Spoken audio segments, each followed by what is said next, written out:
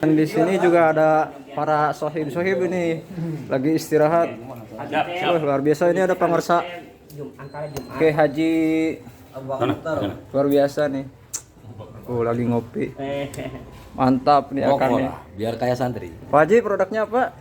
Ini apa? Oh, produknya teng-teng manis. Teng-teng manis, Ya. teng-teng manis. Mas, produknya apa, Mas? Lagi makan. Makaroni. Yo. Telur asin. Kopi santri. Kopi santri. Telur asin ini. Ngopi bener. Telur asin ya, telur asin. Masnya Kedelai NU. kedelai NU. Wah, mantap ini. Mie Kang, ayam, mie ayam. Akangnya itu Ayam geprek. ayam geprek ya. Yang mau pesen boleh. Ini janda. waduh, luar biasa, luar biasa. Ya, seru banget ya. Ini bisa silaturahmi dengan teman-teman dari luar-luar daerah. Mantap. Ya. Ini dari Garut.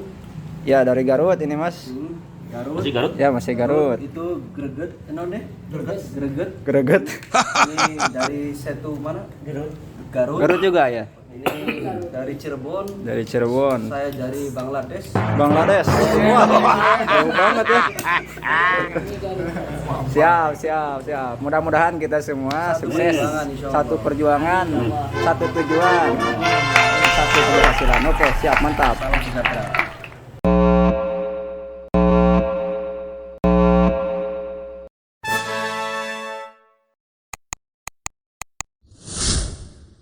Kami buka sesi pertanyaan. 3 pertanyaan dulu mungkin ya, nanti bisa dijawab.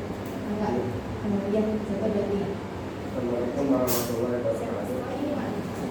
Waalaikumsalam warahmatullahi wabarakatuh. Saya Ahmad Ali dari Pondok Pesantren Kasiman Jani Kuningan. Itu tadi ketika dijelaskan tentang struktur organisasi pesantren di bawah pimpinan itu terdapat kepala sekolah, dan tadi tidak dijelaskan di bawah kepala sekolah itu apakah ada struktur tersendiri atau memang kepala sekolah juga ikut membawahi kepala bagian yang ada di bawah pimpinan tersebut. Terima kasih. Assalamualaikum warahmatullahi wabarakatuh.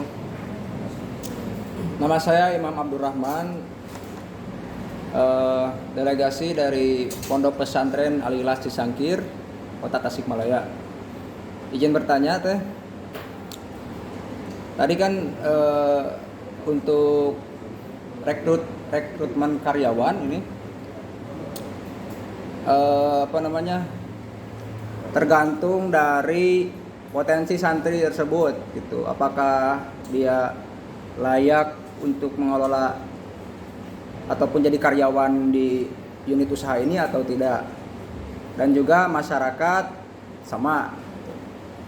Kenapa tidak diadakan prosedur yang selayaknya atau sesuai dengan standar operasional perusahaan gitu. Seperti ada lamaran kerja, lalu interview dan sebagainya.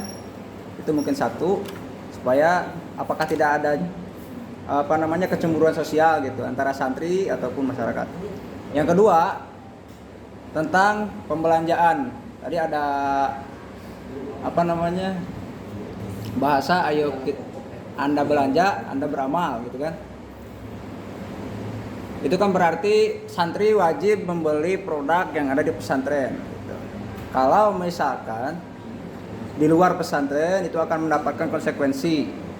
Nah, apakah itu tidak akan mengekang terhadap santri atau mungkin bahasa kasarnya diskriminasi, ataukah melanggar hak asasi manusia? Mungkin itu saja dari saya. Assalamualaikum warahmatullahi wabarakatuh. Dan sedikit penasaran aja sih, karena mungkin ada peribahasa rezeki kan di tangan yang kuasa gitu ya.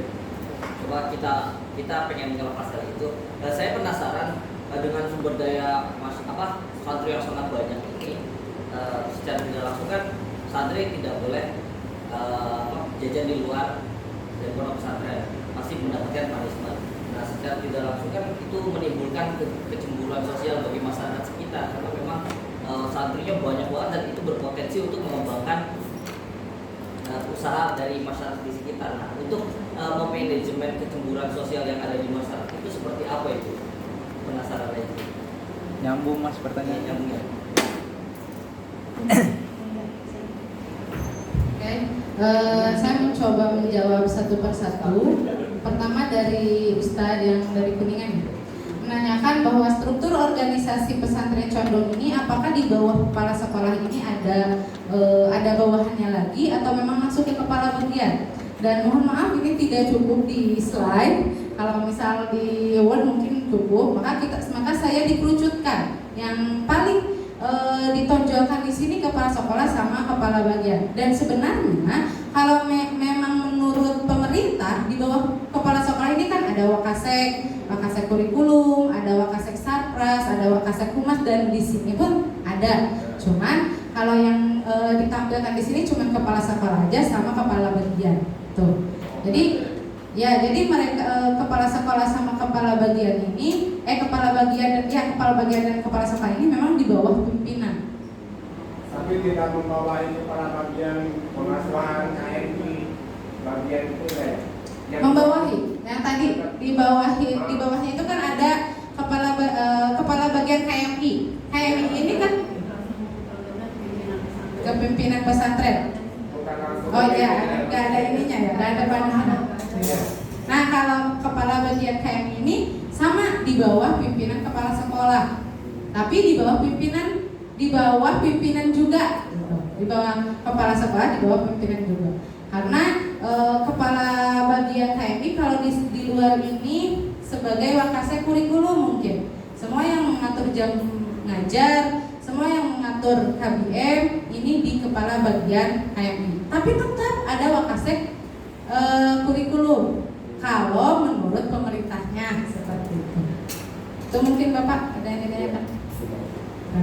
Ya, yang kedua tadi pertanyaannya Jadi Bapak Imam mengenai rekrutmen karyawan santri dan Nah, untuk rekrutmen santri ini memang dari awal sebenarnya kita tidak ingin ada karyawan dari luar. Tuh. Jadi kita berdayakan saja yang ada, santri yang ada. Maka kalau awal-awal kayak Latun Sabakeri ini belum ada karyawan. Jadi bagaimana skill kita diasah di Bakeri, tapi karena keterbatasan waktu tadi mengajar, terus mengaji, terus membimbing, terus jadi mahasiswa, tugas kuliah dan sebagainya. Karena keterbatasan waktu, maka kita merekrut. Dan ini pun sudah melalui alur perekrutan yang tadi dari awal mereka menjadi santri, terus menjadi ustadzah dan menjadi koordinatornya. Yang tadi tim ekonomi Ustadzah Aam, Ustadzah Dewi itu kan asalnya dari santri dulu. Dari santri terus dia menjadi membimbing unit usaha dan juga membimbing menjadi tim ekonomi. Dan ini alhamdulillah tidak ada kecemburuan sosial bagi yang lain. Tidak ada kecemburuan bagi karyawan yang lain. Tapi kalau seperti guru, satpam itu sama ada SOP-nya. Jadi open lokal.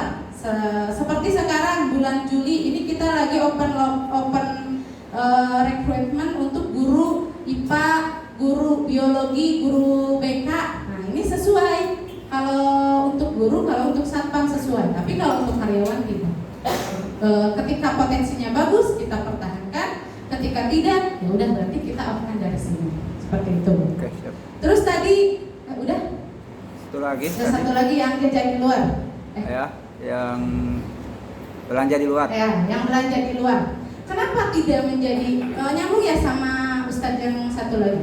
Kenapa tidak menjadi kecemburuan sosial? Karena santri dan santriwati di sini tidak diperbolehkan untuk keluar area pesantren. Contoh, ke sini pun ke satpam ini harus izin ke bagian keamanan. Dan nanti kelihatan di sini kan suka ada tukang jualan. Nah, tukang jualan ini bukan untuk santri, tapi untuk siswa MI Condong. Maka ketika kelihatan santri dan santriwati yang jajan di sana, itu langsung dihukum. Atau ada yang biasanya ada yang nanti susu rumputan, jajan keluar ke belakang. Nah, biasanya ini langsung ketahuan, 1 kali 2 kali langsung ketahuan. Kita panggil, langsung diberi sanksi. Meskipun belanja online lewat Shopee, misalkan ada kurir ke sini, Nah, itu belanjanya dari mana? Kan kita nggak bawa HP. Hah? Oh, nggak pakai apa? Oh iya, kita nggak bawa HP, kita nggak diperbolehkan. Contoh, di sini ada warnet. Nah, warnet pun itu tidak diperbolehkan kita membuka Instagram, kita membuka Facebook. Pokoknya tidak diperbolehkan membuka sosial media kecuali Google Chrome sama Mozilla Firefox untuk tugas sekolah. Di luar itu tidak boleh. Ketahuan bawa HP langsung dihukum sama pimpinan. Ada yang di SP1, di SP2 atau bahkan ketika kita membuka HP-nya dan ada situs-situs yang tidak senonoh, maka kita langsung off-kan dari sini. Jadi tidak ada kecemburuan untuk warga sekitar karena memang santri dan santriwati ini tidak diperbolehkan untuk keluar dari arena pondok pesantren. Kalau di luar kan mungkin bisa ke Lawang Condong, kalau di sini tidak. Mau ke rumah saya pun, rumah saya kan di luar, di tetangga kampung. Nah, kalau mau ke rumah saya pun itu harus izin ke keamanan. Kalau ketahuan tidak izin, itu langsung kena sanksi. Jadi benar-benar mereka di sini. Terus tambahan, bagaimana ketika santri ini misal ingin boba, ya kayak di luar, di sini tidak ada, kita adakan. Atau misalkan santri ingin bukbernya sama cilok goang, langsung pesan ke Walapak, langsung pesan ke Bakeri. Nanti mereka yang belanja keluar. Jadi tetap ada pendapatan buat mereka. Kalau misal kita tidak bisa memproduksi, misal pesannya itu Kamis siang untuk buka bersama di Kamis sore, kan gak akan mungkin kita buat mie ayam langsung sebanyak 100 orang misalkan, maka kita pesan keluar. Dan itu yang koordinirnya Walapa dan Bakeri, dan ke mereka pun ada pendapatan sebetulnya. Jadi insya Allah tidak ada kecemburuan. Bagaimana kalau misalkan untuk pemasaran online keluar gitu kan, untuk pemasaran online keluar gitu. Sedangkan kalau santri misalkan tidak boleh membuka Instagram, media sosial dan sebagainya, hanya membuka internet doang, itu bagaimana untuk pemasaran keluarnya produk ini, produk di di pesantren ini gitu. Contoh, kita punya toko Latunsa Kitab. Jadi kita menyediakan kitab. Nah, kalau toko Latunsa Kitab, ini kan yang koordinir tidak ada dari OSPC-nya, tidak ada dari santrinya, cukup dari ustadahnya. Maka kita buka lapak di Shopee. Nah, jadi kalau yang di luar pesantren yang mau pesan online boleh di Shopee, ada toko Latunsa Kitab. Atau misalkan bagaimana keluar kalau Wasarda itu kan di luar. Nah, itu kan untuk masyarakat umum, boleh. Biasanya pun dari kita, mereka itu jenuh. Maka ada momen setiap Jumat itu beda-beda angkatan lari ke Wasarda untuk belanja di Wasarda. Tapi tetap yang membeli kan santri lagi, masuk ke pendapatan pondok. Alhamdulillah segitu juga kalau santri itu sudah sangat-sangat refreshing, ya, lari ke Wasarda itu sudah refreshing. Atau kalau Bakeri, nah ulang tahun, ini sedang marah kemarin. Kebetulan saya sebagai kepala bagian pengasuhan putri. Nah, ketika sedang marak sekarang ulang tahun, Bapak Ibu, ulang tahun anak-anak harus biasanya dikirim sama orang tuanya kue, bolu atau tumpeng. Maka kita di sini karena tidak semua santri sama, tidak semua santri berada, ini kan menjadi kecemburuan sosial. Maka kita ditiadakan ulang tahun seperti itu. Atau kalau memang sangat-sangat ingin orang tuanya memaksa, boleh, tapi harus pesan ke Walapa, pesan ke Bakeri. Alhamdulillah Bakeri sudah bisa memproduksi bolu untuk kue ulang tahun. Kebetulan kemarin kan bikin bolu kokok. Nah, alhamdulillah itu hasil tangan sendiri seperti itu. Sudah Bapak? Ya, siapa? Ya, enggak boleh Bapak. Ya, assalamualaikum warahmatullahi wabarakatuh. Kali ini adalah hari ketiga berada di Pondok Pesantren Riyadul Ulum wa Dakwah dalam acara pelatihan dan magang OPOP Jabar 2022. Kebetulan ini habis selesai materi dan sedang waktunya istirahat.